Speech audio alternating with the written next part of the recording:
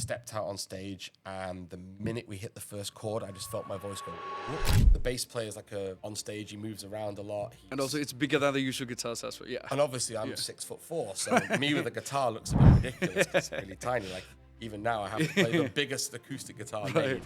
I call it the musician's box of crap, right? Which is the 20 songs that absolutely everybody Yes. has to play. I mean, I was playing in pubs before I was old enough to be in. Yeah. Did you enjoy it, piano when you started playing? No. Okay. No. And I will say this: my mother was absolutely right. People often ask me if I get nervous about going on stage. Yeah. And the answer is no, because when I'm on stage, I'm the most. How tough is reading notes? It's like learning any language. I mean, music is a language. Yeah.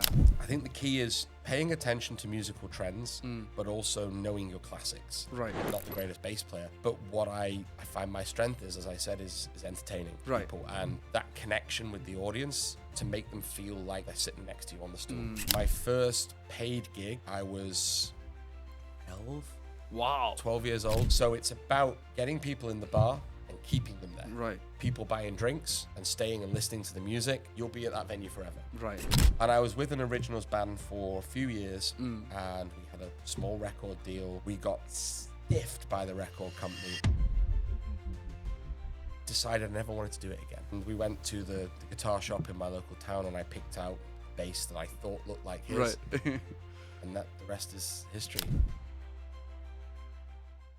All right, Mikey, welcome to the podcast. Good to see you. You too, man. Good It's to been see a you. long time. When did we discuss this for the first time? I think a couple of weeks, last month, I think so. Yeah, last I month. think so. It's good to be on. You had Charlie, my Yes. ex-drummer, on, so Yes, and first, this is the first episode that we are shooting in our new space. So big shout out to Thompson Music, our new venue partner. They were kind enough to give the whole space for us and been very welcoming in terms of they provided all these equipments and everything. So we were meant to lie and say that all these were mine. It was actually in my living room. I would love to. I would love to if that was ours. We might be able to try a few, to be honest. Yeah. I hope so. Yeah. I don't really play much guitar, but Right. So let's get into, do it. let's say, Mikey, I'll leave it to you. Who is Mikey? How would you describe yourself as a musician? Because I see you play a lot of instruments. I mean, you've been playing guitar, you sing, bass, and then now the new double bass. I'm piano as well. I started out as a kid with piano. It was my first instrument. Oh, I didn't know. I thought guitar was your main instrument. No, okay. Guitar is my last instrument. Right. Like, piano was my first instrument as a child. I learned through that. I picked up electric bass in high school because it was the only way I was ever going to meet girls. Okay, yeah. I was terrible at sports. Broke my finger playing football, and that was it. Like after that, and then switched over to double bass in the last few years. And guitar was really just. I mean, I don't think I did many solo gigs pre-COVID. Right. I mean, we met in 2019, I think. 19, yeah, and that was one of my first solo contracts. Ah, really? Yeah, I hadn't been doing it long when we started chatting. You're playing the Yamaha, naked guitar. I played that, yeah. That was a good guitar, but not the right one for me. It used to rip your wrist apart as well. Oh, yeah. But yeah, so back to your question, because I've already gone off topic, which is what I said I'd do. I'd spend the whole day just... Right. I'm an entertainer, first and foremost. That's what I do. I spent years trying to fight it, trying to be a serious musician. Right. But what I'm best at is entertaining, jumping on the stage, being the big show, the center of attention. That's what I do best. Okay. So I'm an entertainer, frontman, singer, first and foremost, and then obviously the instruments are. Right. It's not to say that I can't play the instruments, but I'm better suited in the frontman role. Right. You said you started playing piano first. When was that? I started playing piano when I was either 6 or 7. Wow. It was one of the things that my parents started, both me and my brother, in the church choir. Okay. And round about the same time both of us started playing piano. Right. We had a lovely piano teacher who used to sit next to me and tap my knuckles every time my hands would go flat. And I learned, the deal with my parents was when I passed a certain grade with piano, they would let me pick an instrument of my choice. Okay. So I played piano until I was about maybe 11 or 12, I think. Did you enjoy it, piano, when you started playing? No. Okay. No. And I will say this, my mother was absolutely right. I gave up on piano. I never wanted to look at one, touch one again. And she said, oh, if you give up now, you'll regret it later. I'm 40 in a few weeks, and I regret it because now when I go to sit down at the piano, it's so freeing. Everything is right in front of you. Right. Every song ever written can be put onto the piano in some way. And I wish I had continued with it, because the theory that I would have gained from continuing, I was never a gifted pianist. I tried really hard, but I recently picked it up. I managed to buy a piano in March, actually, of this year. Oh, this year, okay. And I hadn't touched one in many, many years. Right. And I saw this great deal online for a beautiful Yamaha Clavinova, which is what I learned. Is it the big, like, real full size size piano? Yeah, full size, weighted. It's electric. Right. But it's, for what I needed it for, it was ideal. It was weighted, so I could get the strength back in my hands. Right. And I just haven't been able to put it down. Like, every day I wake up, I open my curtains, I sit down at my piano, and I play.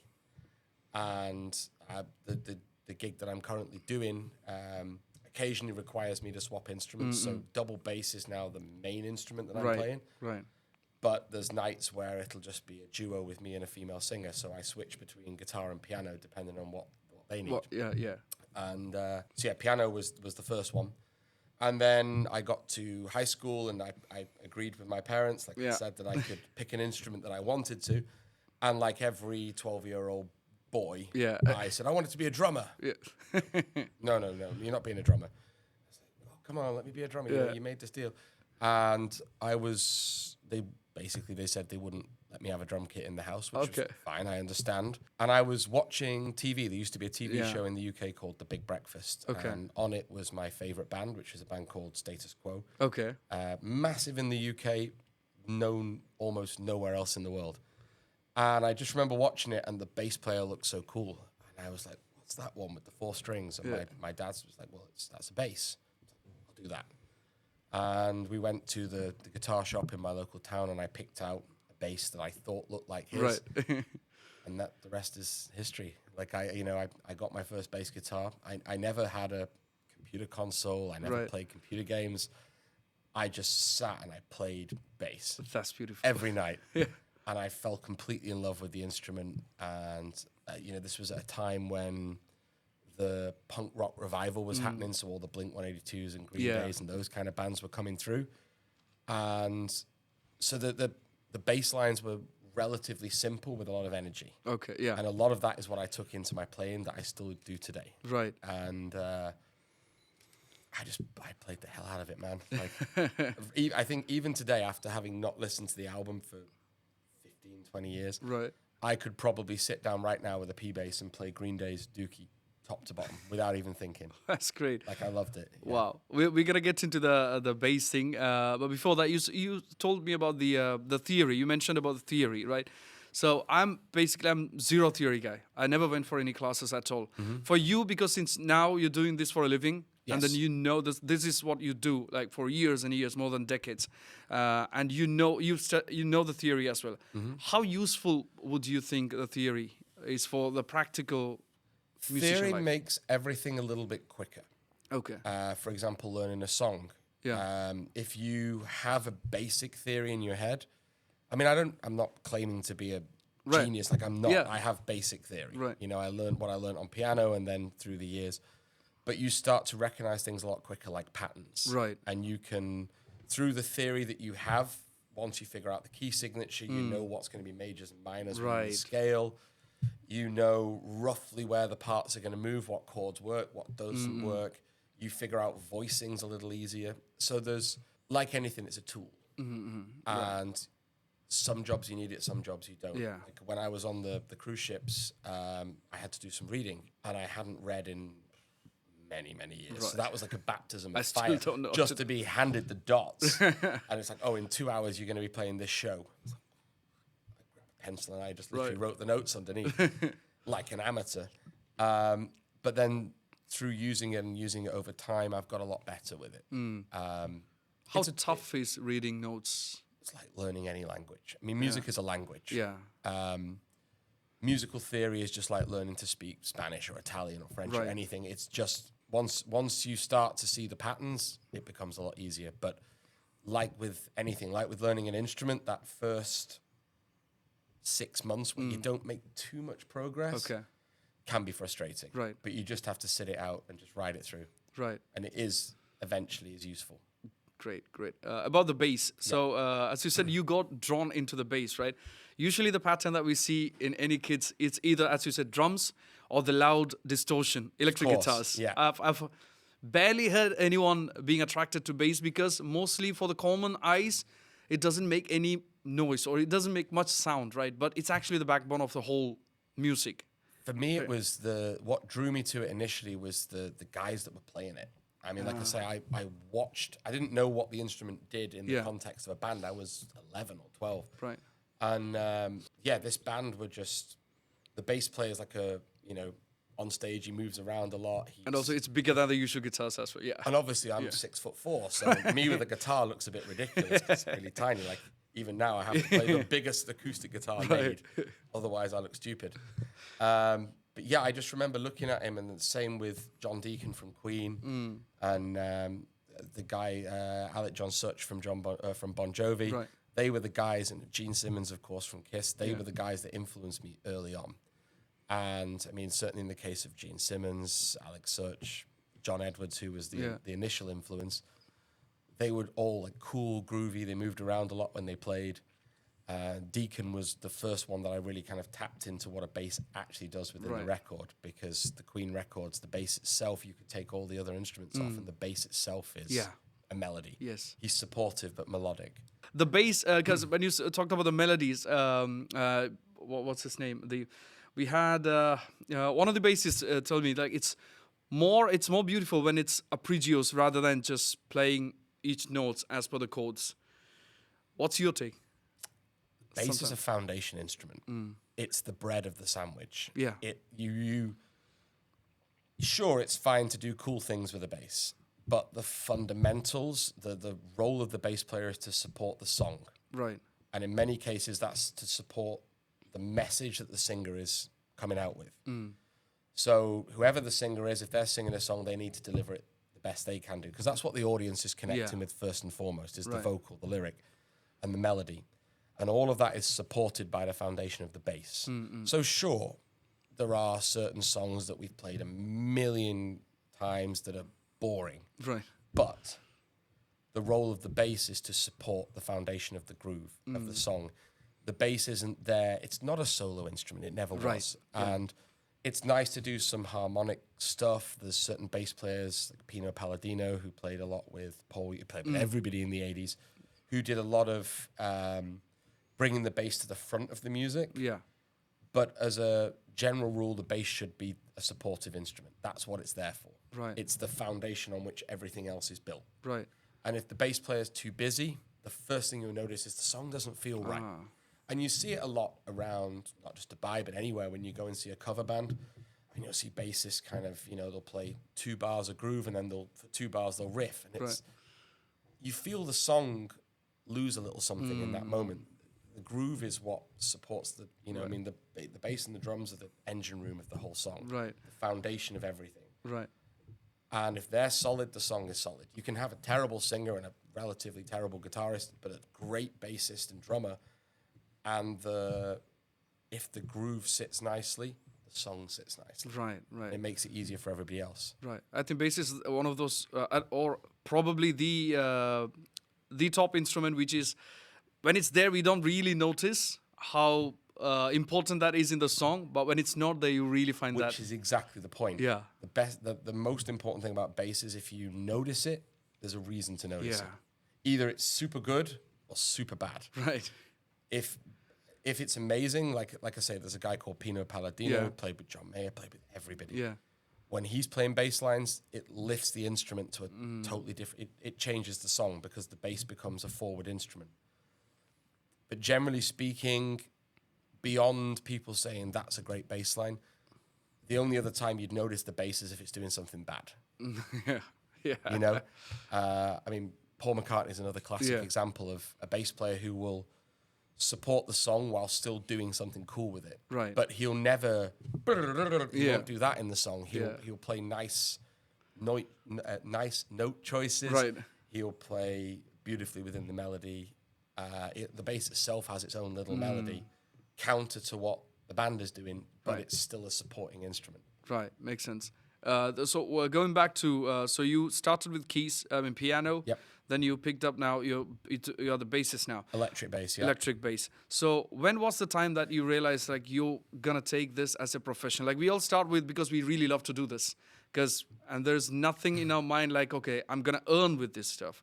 Was there a point where you realized, okay, maybe this is where I want to go? I had it a bit different to most people. Okay. My first paid gig, I was 12. Wow. 12 years old. I played at the opening of a Vauxhall showroom with the Chris Hampson Orchestra. Right.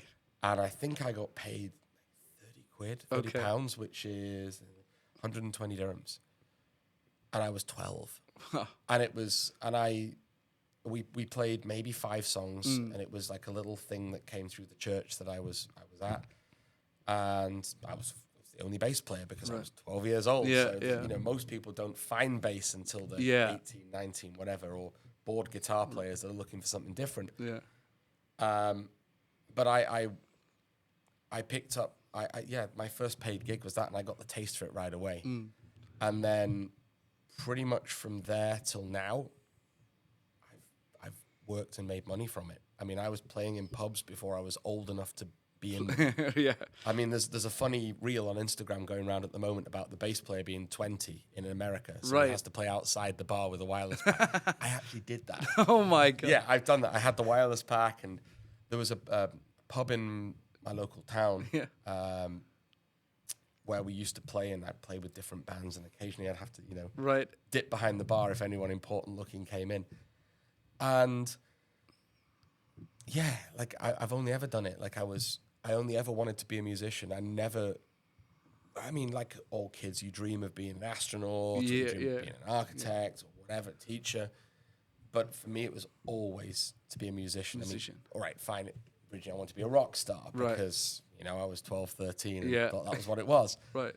But as I've developed and understood the profession a bit more and the business side of it a bit more, making a good living from it has been paramount. I'm 8 weeks away from turning 40. Wow. And I've only ever worked as a musician. And going forward, I don't plan on stopping. I mean, this is why I picked up double bass a couple of years ago. About 3 years ago, I bought my first double bass. And when I was in high school, if you took music as a GCSE, which is like the O-level grade, they gave you free music lessons at the school, which was great. Right. But they didn't recognize electric bass as an instrument. It was just a member of the guitar family. So they gave me the choice of did I want to learn guitar or did I want to learn double bass? And because double bass had more in common with electric bass, I learned on a crappy old, can I swear? I've done it now, but I learned on a crappy old double bass in the music room. It was a full size. You can. It's 18 plus. Yeah, okay, that's good. The soul had dropped out of it, so the little tone peg in the bass had dropped out, so it had no real sound. The action was like this. But I learned the fundamentals of double bass then. Okay. And then I didn't touch the instrument apart from messing around with it a few times on the ships, I didn't touch the instrument until 3 years ago. And I was starting to reassess what was going to happen as I approached 40 and I get a little bit older. And it's not as easy for me to play the big mouth shows that most people know me for, the high energy stuff, the running around. Dubai is a young, cool city. Yeah. And as you get older, you have to think of how to mature into those gigs. Right. And I made the choice that I was not going to be able to be the rock big mouth guy forever. So I decided to kind of put that on the back burner. I mean, I still do it if the calls come in, but I put it on the back burner and I looked around the city and there's a lack of double bass players. There's only, I think, to my knowledge, there's 6 or 7 of us in the city. Okay. Maybe a couple more that I haven't met yet, and I was like, well, there's a niche because I know how to play the instrument. I can sing as well, so as a singing double bass player, that's another element. Yeah. And obviously then bringing all the elements that I have of the stuff I've been doing with Big Mouth, the showmanship and the jumping around, I can combine all that into a new package. And that's kind of what I've been doing ever since. About a year ago, I took a contract with the band that I'm now playing with, and I worked an average of 8 gigs since October last year. That's per week. Per week, yeah. Yeah. So it's been pretty full on, obviously dragging a double bass around the city. Not the most fun thing. Right. But it served me well, and it's hopefully set up what I hope to be the next 20 years of my career. Wow. We're gonna jump into the professional side of music. Before that, one more question. I'll be the idiot. So electric bass, and then there is acoustic bass, right? Yep. And double bass. What's the difference for common, like somebody who doesn't know? Electric bass was made in 1951 as bands were getting louder and smaller. So rock and roll was starting to happen, and the electric guitars were suddenly getting very loud. The drummers stopped going from the jazz to really leathering it, and the double bass just wasn't holding its own in that groove. So Leo Fender, who created the first electric bass, decided to make a electric guitar version of the bass. And he shrunk it down to a 34-inch scale. He put a pickup in it. He built an amp, especially there's actually one sat right behind in the basement.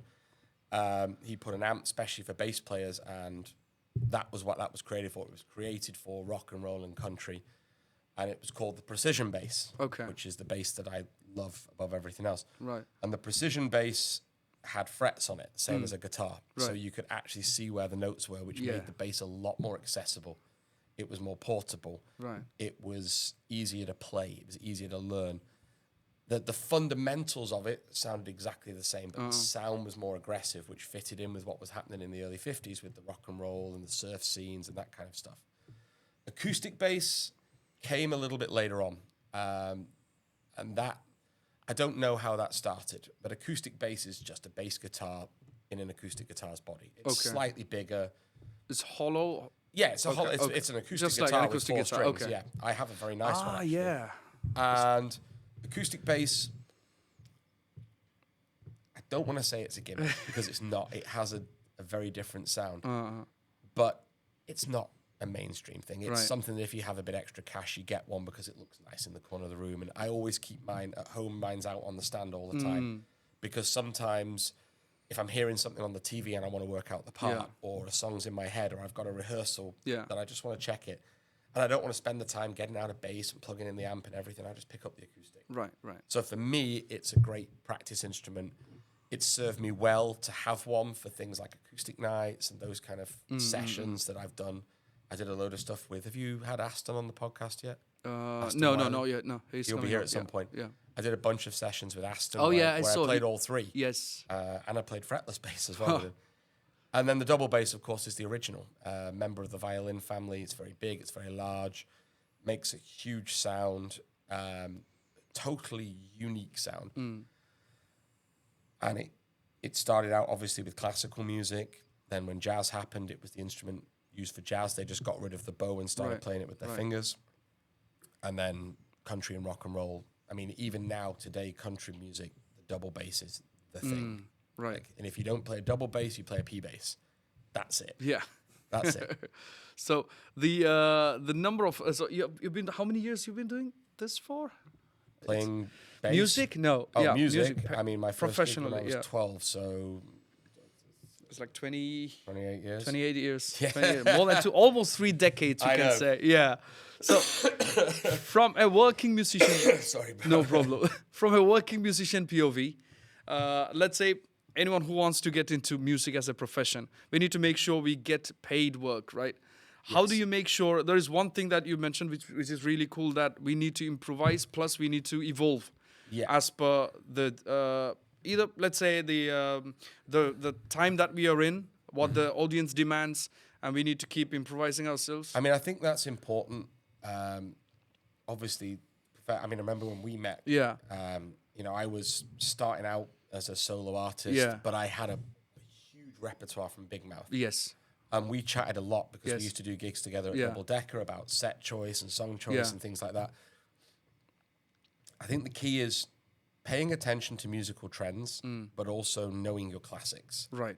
knowing your audience. Like I've always said to people, I always arrive at a venue 2 hours before the start of the show. An hour to set up and an hour to take in the venue, take in the room, figure out who's going to be there. So when I'm writing the set list, I'm writing a set list for that room. And when you're on stage, having a big enough repertoire that you can adapt to what is going on in the room. You know, if you have an audience of 16 to 25-year-olds, you're going to want to stick to the more modern stuff, the Ed Sheerans, the George Ezras, that kind of stuff.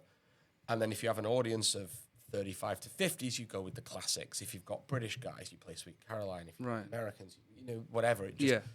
It's about reading the room, seeing who's there.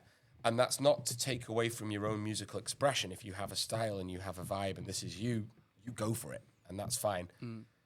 But if you want to work consistently, in this, especially in this country, you've got to be diverse. You've got to have a little bit of everything in your repertoire, you know, because you never know. Certainly, like with me, with my solo gigs, the rare occasion I do them these days, it's based on requests. I literally say to people, you tell me what you want to hear. I'm here to entertain you. I'm not here to entertain myself. I'm not here to ram music down your throat that you don't want.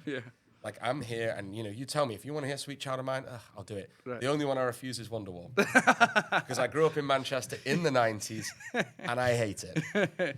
That's the only song I'll refuse. No amount of money will make me play that song anymore. But, you know, it's just knowing reading your audience.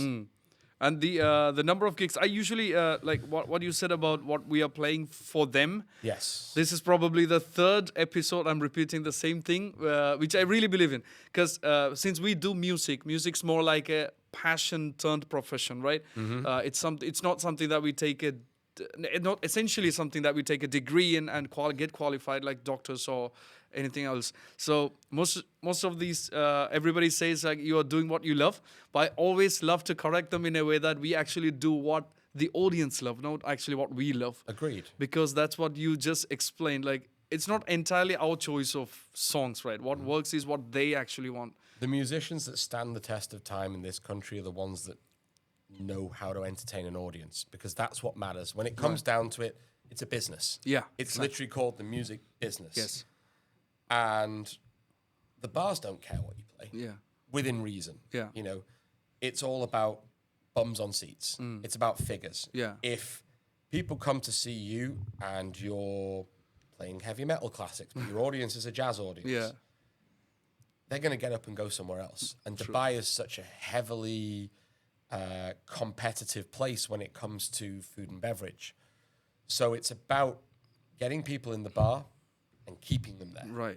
You know, and it's not the musician's responsibility to bring people to the bar. That happens if they like you. But it's about the people that are there staying there. You know, what you don't want to do when you go into a new venue is drive away the regulars. That's the first way to get you out. So you've got to go in, you've got to be approachable, you've got to be adaptable, you've got to figure out what the audience wants. And that's the longevity of it. You know, if you fill your bar with, if you fill the venue with people buying drinks and staying and listening to the music, you'll be at that venue forever. That's as simple as it is. And, you know, we were literally talking before we started rolling about various residencies that we've had, that we've held for. My longest residency, I think, was Hard Rock Cafe. I played there for I remember. 4 years, 5 years, something like that. And Hard Rock Cafe was a great venue for me. I understood what was required of me. I mean, you know, I started out there as the band. The band obviously was a big rocking band, so it worked great. And then COVID, I started going there solo and having to figure out how to translate those songs that I was doing with the band for the audience there, and to also handle the requests I was getting. I mean, you go to Hard Rock Cafe, you kind of figure out what requests you're going to get. But there was always a few surprising ones. You know, the audiences changed. That's a lot of it. Is just, it's a business at the end of the day.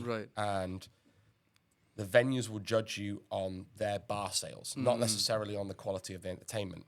You know, I don't claim to be the greatest singer. I never have done. I'm not the greatest guitar player. I'm not the greatest bass player. But what I find my strength is, as I said, is entertaining people, and that connection with the audience to make them feel like they're sitting next to you on the stool, and you know, you're just sitting around a campfire playing the tunes.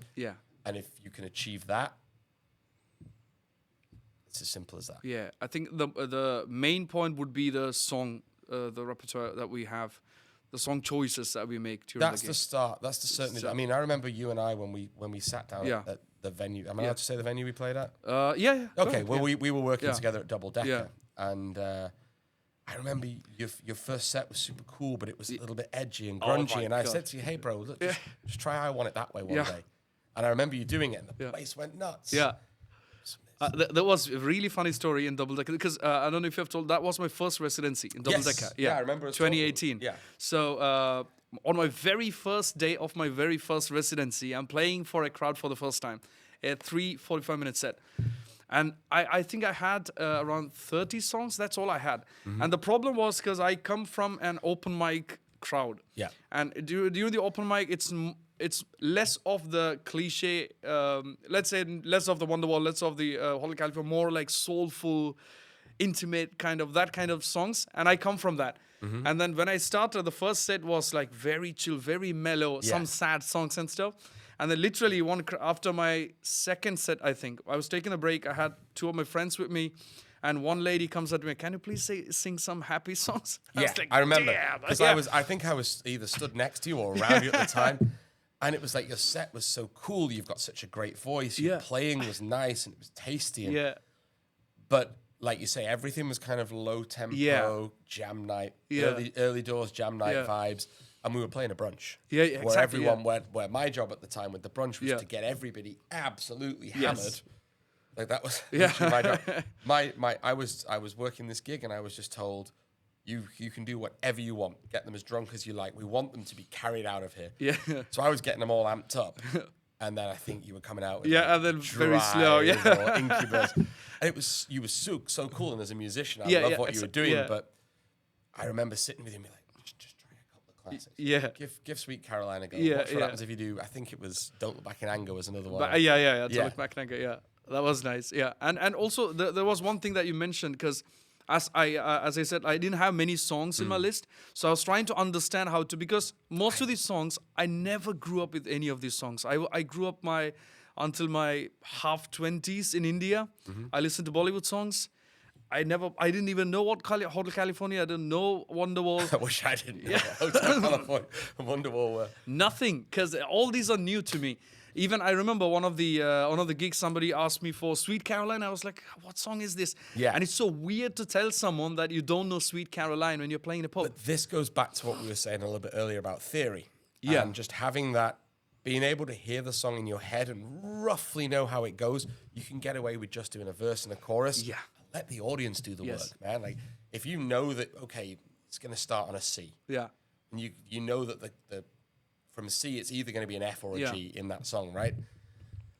And you let the audience sing it. You just Yeah. have to literally just have to go bum bum where then it you began. can just strum mute and it or- then- yeah. exactly, and let them do it. And it's that thing about, like I say, about reading your room, knowing your Yeah. audience, having enough, finding the boundary between what you want to be as an artist. And I'm not talking about originals artist here. I'm very Yeah, yeah. specifically about covers artists. The career that Yes. I've had. You know, I mean, I had my dabbling in original material, but it was never my thing. yeah. We were gonna jump into that. So, We'll get yeah, there. Yeah. But very specifically, as a covers artist, you're getting paid for entertainment, exactly. Yeah. not for musical expression. And it's fine to put your own twist on it. You know, I mean, I did that with Big Mouth. Big Mouth was popular because we were doing girls' songs Yeah. as a male trio. ABBA. Yeah, we were doing ABBA, we were doing Cyndi Lauper, Yeah. we were doing I Want to Dance with Somebody and Yeah. Cher and Man, I Feel Like a Woman and all these, but we were doing them as a male rock trio. Right. We were putting our spin on it, but it was the music that the audience knew and loved, so they could sing along. Yeah. And because you're playing in a bar, there's often alcohol involved, and the audience is going to want to sing along. You know, I don't know of many places where people go to sit and cry to break up songs. Exactly. on it, you know. Yeah. So yeah, it's just about your song selection is start with the classics. Right. Start with the stuff that everybody knows. You know, you can't do a British gig without Wonderwall. Yeah. Or Don't Look Back in Anger. Yeah. Or Sweet Caroline or Zombie. Yeah. Or Sweet Home Alabama. They've all got to be there. They've Right. got to be the starting. I call it the musician's box of crap. Right. Which is the 20 songs that absolutely everybody Yes. has to play. And then from there, then you throw in your expression. You throw in the stuff that you like. I mean, I do a couple of songs. I do You To Me Are Everything, The Real Thing. Yeah. Great song. Brilliant song. I don't know anybody else that does it, but I love it. It's one of the most beautiful songs ever written. Right. And I put it in my set, and I found out, okay, if I play it at this point in the set, you don't play it after Sweet Caroline. Yeah. But you again, and it's about knowing where you place your songs. Yeah.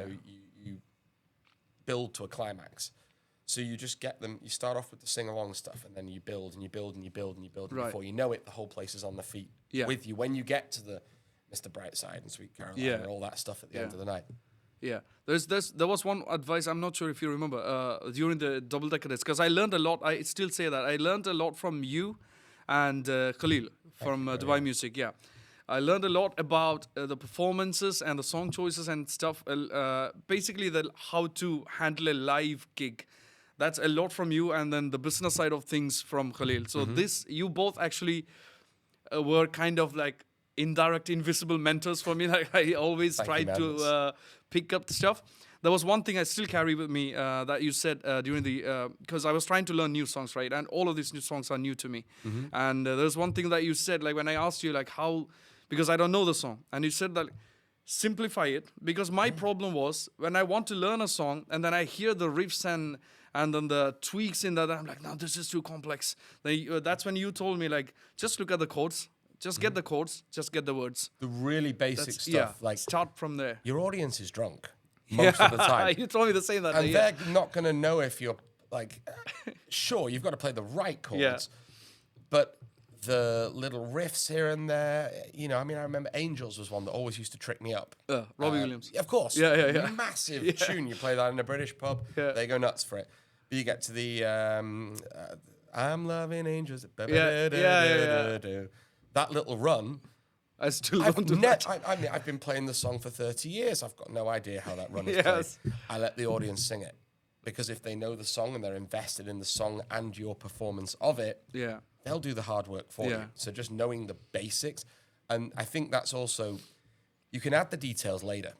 But being a perfectionist too early can sometimes be a hindrance. Yeah. And, there's some incredible musical technicians out there who can do all of this fancy stuff, and that's great. But the core of the song, the melody, all of these songs, every one of them, was probably written on an acoustic guitar in someone's house. Just one single instrument. Simple chords. They're not sitting there working out diminished and all this stuff. They're starting out just playing an A, a D, and an E, and figuring out a melody from that. So if you strip the song back to its simplest form, you can start from there. You can get the song working, get it in your repertoire, and then you worry about the details a little bit later. Once you're comfortable, once you know the melody, once you know the chords, you're not thinking about that, then add the details. Then figure out how to play the little riff or whatever, or how you can make... Because a lot of the time as well, as an acoustic artist, you're translating band songs. Yes. So there's also what you can and can't do. You can't exactly drop down to just playing a little lick with one finger, one string. You need to have that big sound at the same time. It's all just stuff that comes with time and practice. Right. And like I said to you, and I stand by it today, the simplest form of the song will still work. And, when you've got it, then you put the details Then you put improvise. Yeah. So the first part was, I mean, that's one song choices about the song. The second one I want to dive into was because you're so good on the stage interacting with the crowd. Like you're probably... one of the best, or probably the best I've seen handling a crowd. And you stand by your Big Mouth brand. Like, that's so good. Big Mouth was all about the interaction with the audience. I mean, the original band with Douglas and David, two incredible musicians, we set out to be great musicians, but also put on a show. Yeah. I mean, we came out at a time when it was still really unseen in Dubai to have a trio. Yeah. And especially an all-male trio. I think at the time there was only other one that I could think about. But most of the time it was 4-piece with a female singer, 5-piece. I mean, this is the time when we're still talking about 8 pieces in some of the larger venues. So we came out as a trio with the intention of being a budget-friendly option for the venues. And we could still do everything that the 8-piece band did. Yeah. And I was very lucky with the 2 guys I had with me that they were both insane musicians. I mean, Dougie could figure out. I don't know how he did it, man. I remember sitting down with him. We were doing "Hungry Like the Wolf," and he'd figured out the synthesizer line for the chorus, and I'm sitting there, I'm like, how have you done? Like, I'm just sitting there trying to play the one note on the bass and sing the thing, and David could, as a drummer, could be so musical with what he played, and then I was, when those guys, I brought in new guys, I was lucky to have Lance playing with me, insane drummer. I've always been lucky to have great musicians around me. Milosh, great guitar player, and then obviously Charlie came in, and Andy, and I've been very lucky and blessed to have the musicians with me. And I think that's also a really good piece of advice, is always surround yourself by better musicians. Because you don't learn from people who are not as good as you. Right. You learn from the better ones, right? And, I mean, even way back before Big Mouth, the band I was playing with, that was a wake-up for me as a musician, because I'd stepped into it off the back of 3 or 4 relatively unadventurous, relatively unexciting contracts with bands that prioritized drinking and fun over what went on the stage. Right. And I had so much fun with them. I loved them to pieces. And we still produced a good product. But then I stepped into Evolver with Janelle and Felix, who I'm sure at some point you will end up having on the podcast. And the band was Janelle, Felix, Andy Lynn, and Joe Bashurin. Okay. Yeah. All of them individually beasts at their own instrument. I mean, Janelle is a powerhouse of a vocalist. Felix is the best blues rock guitar player I've ever heard. Andy can make insane sounds and such huge textures on the keyboard. And Joe, who famously is a piano player, was playing drums in the band because he wanted a break from playing piano. So he took a year to play drums with us. And just his wealth of knowledge and his experience, it was kind of, and I kind of like walked in there thinking I was, I've come from rock bottom. Yeah. And the first rehearsal, I was like, I am so not ready for this. Like, these guys took it seriously. And I learned so much from that year and a half with them. It was ridiculous, the amount of, because they would take a song that we all knew and then they would make it really cool. The rehearsal schedules and everything, they were intense. But the product was absolutely ridiculous. And unfortunately, that was the music room, which was such a great venue, stable of the old Dubai music scene. And when the venue closed, actually at the time, my ex-wife got pregnant with our child. Right. So I left the band to go freelance. And, and I've stayed. I still work with them. I was literally working with Janelle and Felix a week ago. Okay. And Joe and Carrie, Carrie Gibson as well. Yeah. Just amazing people. And I learned so much from them because all of them are just so much worldly better than I was. But I learned so much, and I took that with me into Big Mouth. And Big Mouth then came into what I'm doing now, which is, all of that comes from the same origin point. Right. Which is great. Oh, that's interesting. There's this. I try to bring for every episode. I try to bring some quote which might relate to the guest. I got, because mainly I look up to you for your performance part on the live music. I really admire how you do that. So I was looking at something what Bruce Springsteen said. So there was like, getting an audience is hard. Sustaining an audience is hard. It demands consistency of thought, of purpose, and of action over a long period of time. I think this really relates. You can relate to it a lot, because one thing, the time, consistency, plus the audience. Well, you never know who's going to be in your audience, right? So I've always gone out with the same opinion. I was lucky as a child. My mum and dad both worked in the arts. Mum was a singer. Dad was a singer-musician who then went into venue management and theatre. And I grew up around these kind of people. Right. And I don't remember who said it to me, but someone said to me, whether there are 2 people in your audience or 200,000, they get the same show, because you never know who those 2 people are. Exactly, yeah. And that's the thing. It's about being a consistent product yourself. So when people go out, they see me giving everything. Right. I might change the song choice. I might, whatever. If there's two people, that I'm going to say to them, okay, guys, look, there's three of us here. This is a bit awkward for everybody. What do you want to hear? Yeah. Like, what do you want? I'll play it for you. And it's when there's 20,000 people, it's a totally different thing, right? Yeah. I've done every kind of gig like that. I remember some of the nights we were playing wherever, and I've played to literally nobody. Right.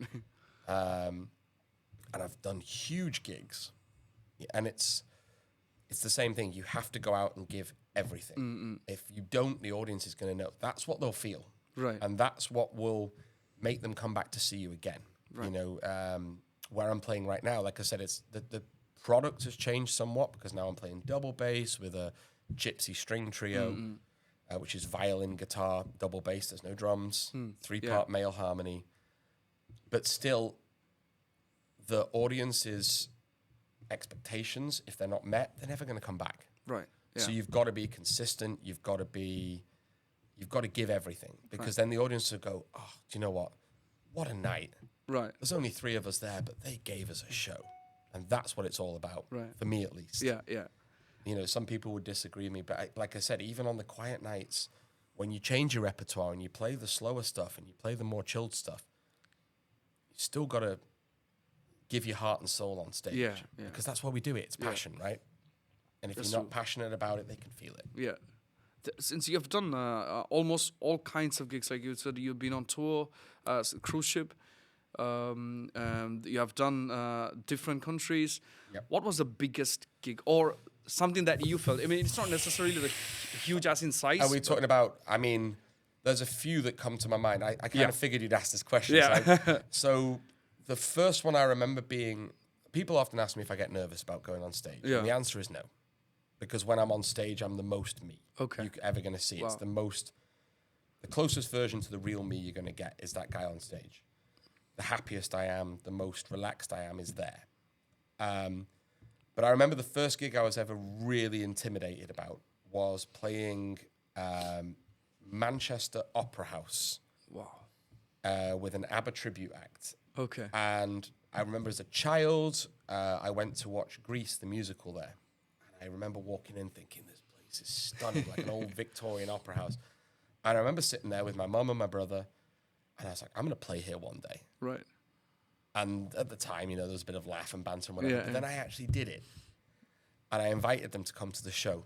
And I remember it wasn't the best show we ever played. Mm-mm. I was really like, nervous is the wrong term, but I was off my game. Okay. I was a bit distracted by being there. And actually achieving this goal I'd set for myself at 6 years old. And I was early 20s, I think. You know, 7-inch platform heels, spandex, white trousers, big jacket, bass, 6-string bass all the way up here playing ABBA tunes. But I remember the curtains closing at the end of the night, and I'd be like, I've done it. Yeah. Like, I've done it. I've achieved that goal. Right. That was the first one that I remember being super intimidated about. But as I've got older, the nervousness that does come now doesn't necessarily come from a worrying that the audience are going to tear me apart. It's more about, can I do this? I mean, I remember a couple of years ago, we played the Rugby Sevens. And the contract was for 2 45-minute sets with a 45-minute break, which I think is, 2 hours 15 in total, something like that. Maths isn't mine. And I remember saying to the guys backstage, if we leave that stage, everybody's going to go home. Like, we need to just play through. And we went out and we did it. 2 hours 15 straight. Wow. And I remember stepping onto that stage and the opening of the first song, and I'm like, is my voice going to hold out for this long? I was the only singer at the time as well. Unfortunately, the regular guys weren't available, so I had my regular drummer, Jimmy, and then twin guitar players. Ewan Hamilton, be a good addition to your podcast at some point. Yeah. And I remember stepping out onto that stage. I'm like, this is a long ass set to be on my own now. Like, and there's no turning back now, dude. Right. Like, the set's on the floor, it's printed, it's stuck down. I've done this to myself. I told the organizers, like, you know, we're not going to take a break because the audience will just leave. Right. So we're going to stay and we're going to play 2 hours and 15 minutes, and we did it. And I came off stage, and I remember like my blood in my throat. Like, I went for it because you've seen me sing. Yeah, like, I don't hold back. Yeah. Especially when it comes to the big mouth shows. I'm gonna. Yeah. And we did it, And we finished it and we came off stage and we're sitting there and everybody's, oh, you know, it was insane. How did you play so long? And the organizer comes up and she goes, do you want to do tomorrow night as well? Sure. So we went back. So the next day I had solo gig at Messi, and then I had a Christmas brunch at a venue I was playing called Bounty Beats. And then I went and did another hour and 45 the next night at the Sevens. And I remember coming away from that. That was... I'm standing on the side of the stage knowing I've got a minimum of an hour and a half ahead of me. I've done 2 gigs already that day and a 2 hour and 15-minute gig the night before. Yeah. And I remember my voice was like clenched. And I'm trying to warm up and nothing's happening. And I remember just being like, I really don't know if I can do this. And I stepped out on stage and the minute we hit the first chord, I just felt my voice go, whoop, okay, we're good now. Okay. And we did it. You know, was it my best show? Probably not. Like, if you listen to the recordings, you can hear I'm tired. But I remember that sensation of, can I do this? Like, right. And it's the same, you know, like you say, especially as you get older. Yeah. You know, how long am I going to maintain? I look after myself. You know, I go to the gym. I try. I don't do very well, but I try to eat healthy. I don't drink anymore. But how long will my body sustain me to continue doing this to the intensity that I do it to? You know, like obviously I'm double bass. I'm a lot more static than I used to be. Yeah. But it's still a physical instrument to play. I mean, you know, you play that thing for a couple of hours and you start to feel it in your back. So the nervousness isn't about going on stage. It's about, if I can do it. Can I do this? But yeah, I remember the ABBA gig in Manchester was the first time I felt nervous because I knew everyone was there. Right. The Sevens was the one where I was like, can I do this? Right. But yeah. From the work perspective, let's say, for somebody who really wants to get gigs, once you know the crowd or once the venue knows you, they know what you do, right? Yeah. So let's say I'm someone who doesn't know 80% of the venues here, or they don't know me, and that's what's important. So how would someone approach it? Is it cold emails, trying? So there are 3 things that I think which helps. One, definitely the song choices, what kind of songs we have. Second thing, let's say the talent, how good you are as a musician. Second thing would be contacts. You know, how many, who do you know in the scene? Third, probably the hustle, the cold calling, running behind people. What works as per you? I mean, when I stepped out in 2017 as a freelancer for the first time, I was given some amazing advice from Carrie. Okay. And she said to me, the video is everything. Like the video that you have, if you have a good quality, well-produced, well-recorded video, is great. That will get you in the door. Right. But what matters more than a cold call or an email is a handshake. You go into the gig like you're going to do the gig.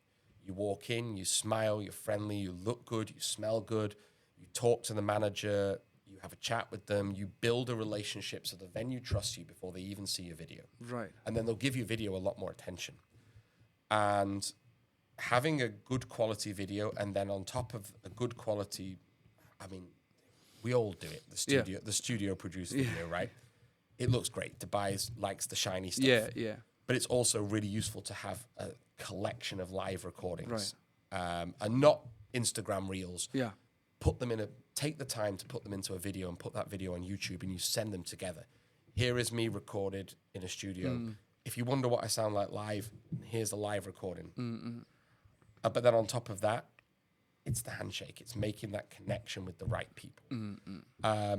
If you're really starting out, the jam nights is a great place to get to know the musicians, to get to know the people around town. But go out, see musicians, listen to what everybody else is doing. Like, don't copy it. Yeah. But take inspiration from it. You know, if you go and you see 5 bands and 5 bands play the same song, well, that's obviously one that's a popular song, so you've got to stick it in your repertoire. Yeah. But go and see the bands around town. Go and see the artists. See how they're presenting themselves. You know, the really good ones, you know when you walk in. Yeah. Like, okay, this is someone who knows what they're doing. It's not some guy in a T-shirt sitting down with a beer. Yeah. You know, it's something a bit more, you know, than that. And just pay attention to what's going on in the scene around you. Right. Goes back to what I said about don't force what you think is right on people. You can add that later. Right. But to get in the door, you've got to do what the venues want of you. Right. And that's really important. And coming to the videos, as you said, like having different sets of videos, right? Catered. Because recently I still use an old video of mine, which is not working anymore.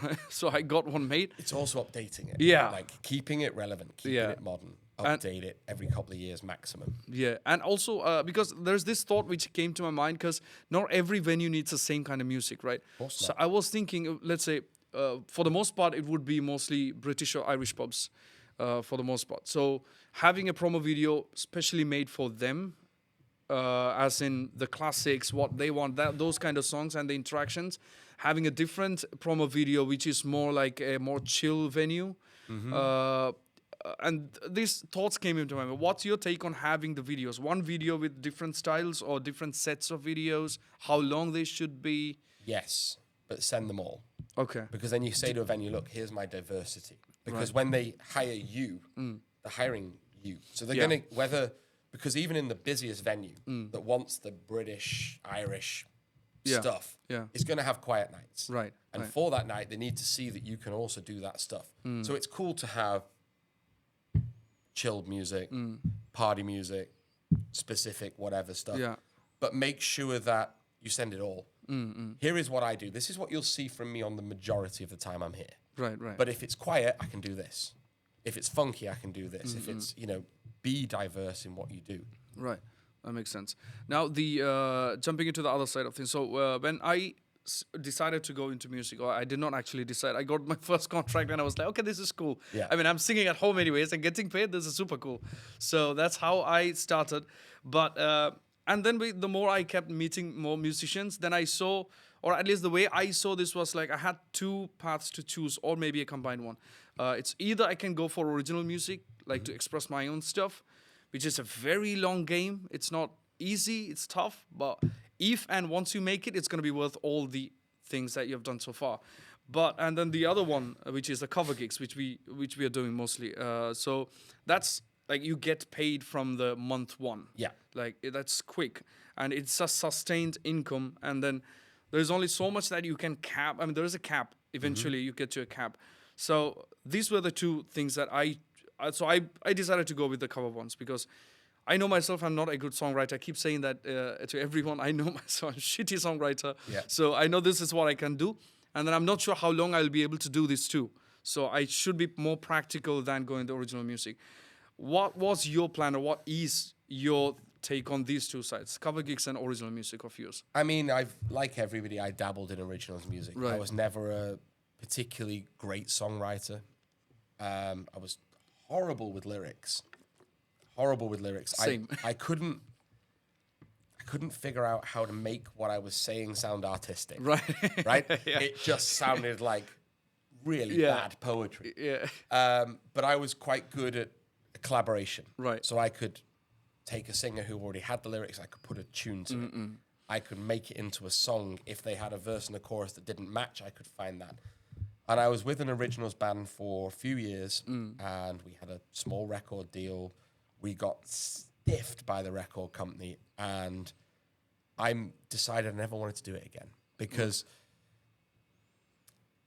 when you do your first album, it starts out as you. This is who I am. Right. And then everybody likes it. Record label gets involved, and they push you away from that into what's trendy or what's cool, or, oh, the scene's changing now. Excuse me. The scene's changing now, so we're going to push you in this. Maroon 5's a great example. Right, yeah. Maroon 5's first album, Songs About Jane, absolute classic. Yeah. Stone dead classic. Every song on that album is a hit. The second album was good, little more commercial, but not too bad. And then they disappeared for a couple of years and came back with Moves Like Jagger. Yeah. This is a jazz band, like a jazz, funk, whatever they were, pop. What is this crap that they're pushing out now? And since then, everything they've done has been, I mean, at least for me, my personal taste, utter garbage.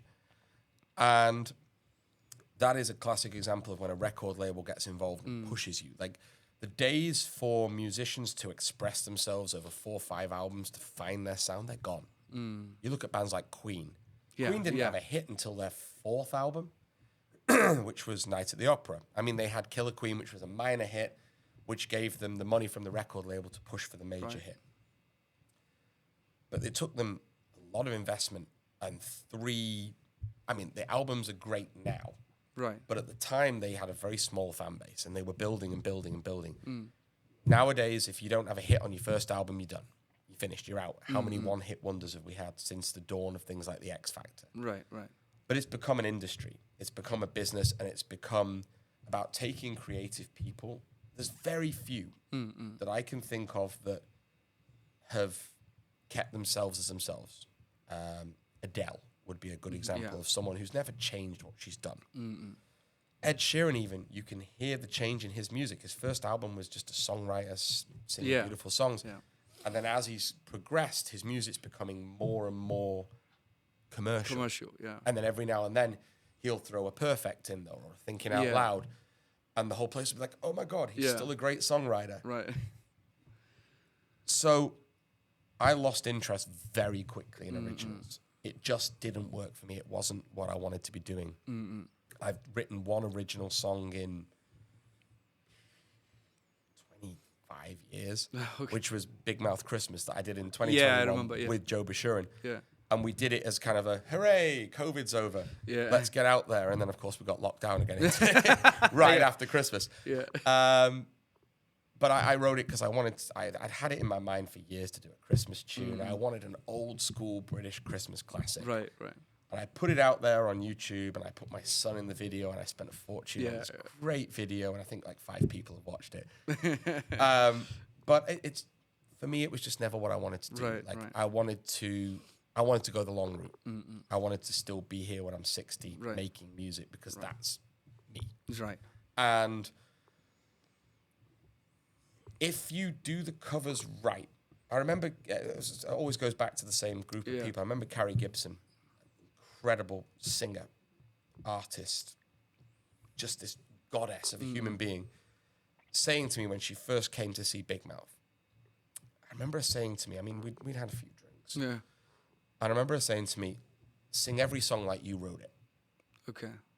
Own the song, and it will feel like yours. And I'm very proud of my versions of some of those tunes. Right. They're not my songs. I didn't write them. I'll never make any money from them other than on the cover scene. But I'm very proud of, excuse me, I'm very proud of what we've done with those songs.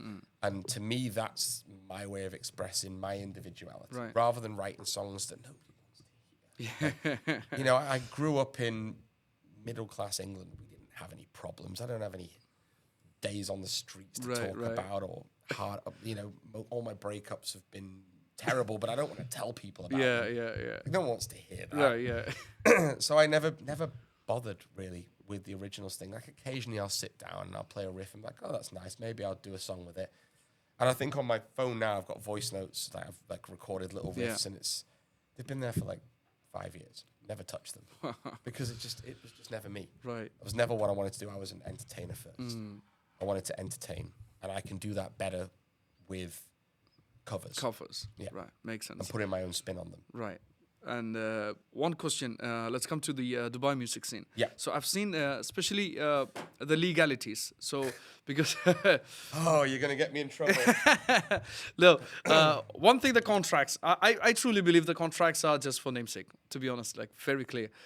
We can at the end of the day we can't do anything about it. Even if you need to argue, I'm not sure how many of the musicians I know had trouble with or had something resolved because they had a contract. I'm not sure how that is. That's one thing. And second thing would be one thing that I also had, because you're very much experienced and you might have been exposed to a lot of musicians as well, about the licensing for musicians, as in, do they really need to have a residence visa or the visit visa, the tourist visa? Because that's going to help a lot of the new musicians. So the first thing, the contract. How much do you think the contract is valid? No comment. It comes down to your relationship with the client. Right. How much do you trust them to hold their word on what they say? the hardest one with that is payment. Right. Because it's as simple as this. I turn up, I do the job well. All I require in return is payment. Yeah. That's it. Yeah. Simple as that.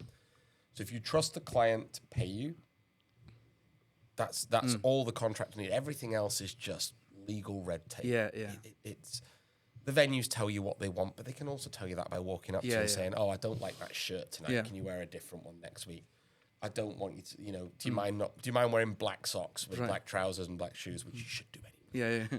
But little things like that, that's just jargon. It is tough because I think every musician can tell you 20 plus stories of where they've been stung. Yeah. I mean, COVID is the biggest example of this, where every contract became null and void overnight, and it didn't matter. We were the last in the pecking order. We were the smallest cog. Yeah. And we had no legal grounds to stand on. And because we could go to court with a contract if we wanted, but none of us can really afford to, because the amounts of money that we're pulling in from the gigs don't make it worthwhile. Right. I mean, you might get 1,500 dirhams for a gig, but the court case is $5,000. And you're trying to get that money. It's not worth your while. And some venues know that and take advantage of that. Right. And others are very reasonable. Personally, for me, I've always found that working with the bigger, larger hotel chains tend to be more legit. Right. Because, of course, they're used to dealing with so many people on a massive scale, so many contractors. And then aside from that, it's about, do you trust the venue? Do you get a good feeling from it when you walk in that this is a place that you can trust? Because it's a two-way street. Right, yeah. Great piece of advice I was once given by Janelle Thomas, Lady J, was you don't have to accept every gig. Right. It's okay to walk away. And that sits in this, because if you go into a place and you get a bad vibe, you just walk away. Yeah. There's another gig out there. Yeah. Dubai's got more venues than it has musicians. And there will always be another gig. If you have talent, you will find work. It's as simple as that. Right. And I'm sure we all have stories, again, of where we've had no gigs, and then you sleep, and the next morning you wake up and there's 5 inquiries on your phone. There's always another gig. You don't have to accept it. Feel the place out. Do your own research. Yes, you're trying to sell yourself as an artist, but while you're there, is this the right place for me? Am I going to work here? Is my sound going to work here on a long-term level, or is it going to be a one-gig thing, and then they say, do you know what, it's not working out, we're going to cancel the contract. Right. So there's two sides to it. Yes, the contract is important. It's important to have a contract. But a lot of it goes down to faith. Do you trust the people you're working with? Do you trust the venue you're working with? Do you trust the agency you're working through to do their job? Because one of the things I find in this country is an agency represents the venue more than it represents the artist. So in the UK, and I'm sure it's the same all over the world, an artist signs with an agency and that agency provides them with work. Whereas in Dubai, at least in my experience, the agencies compete to get the gig in the bar, and they all have all of the artists with them. So who really wins there? Yeah. The agency that's paying the lowest rate to the artist and making the most money for themselves, because the gig fee is going to be the same. Right, yeah. So it's about find how you feel as a musician, and a lot of it is about knowing yourself, what you can and can't do. Music has always been an unstable profession, and it will be forever. Right. So it's about managing your own business. What do I want? What do I want to achieve? Will this venue support me? And the main thing with that, like I say, is just making sure you get paid on time and knowing the right people to talk to and the right way to speak to people. Because if you piss a venue off, they're going to get rid of you. If you cause a venue hassle, they're going to replace you. Yes. It's as simple as that. Yes. That's very practical advice. Yeah. One final thing. Yeah. What's no, actually two final things. One thing, you as Mikey, what's your long-term goal as a musician? Play as long as I can. I'm, like I said, I'm 40 in 2 months. I've changed the direction of my career and moved away from the rock gigs and the electric bass and the stuff that I was so well known for doing for so long. And I've moved into a different field of double bass, and in the hope that that will, because with it comes a little maturity, jazz gigs, that kind of stuff, with the hope that that will sustain me for another 20, 25 years. I mean, right. You know, when you only stop playing music when the music leaves you. And I hope it never will. Let's hope so. Yeah. And the final question. So because you've all this experience, let's say somebody who wants to, because I still get, I'm not as experienced. I've been just doing this for like 6 or 7 years. So, but still, there are musicians who text me like, how do I get gigs? How do I get residencies and stuff? I would love to hear your, let's say, what are the 3 things that they should be doing or they should be basically to get gigs? Make sure they get paid gigs. Firstly, repertoire. Have the material. Study it. Be good. Put the time in initially. Secondly, it's all about that approachability. Going into the venues, the handshake, the meeting the managers, being approachable, being adaptable, having enough experience that you can